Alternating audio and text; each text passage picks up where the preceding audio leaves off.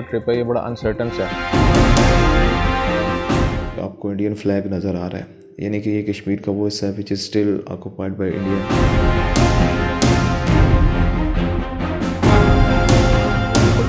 یہ چاول لینے کے لیے نہیں کھڑے ہوئے، بیسیکلی یہ اوپر چیئر لفٹ پہ جانے کے لیے کھڑے ہوئے اور یہاں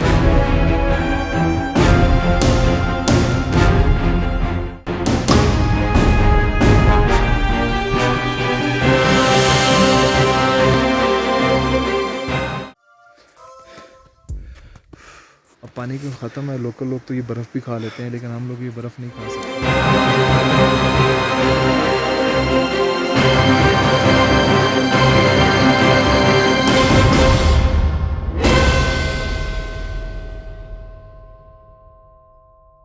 لائف ٹائم یہ ہمارا ایڈونچر ایکسپیرینس ہے.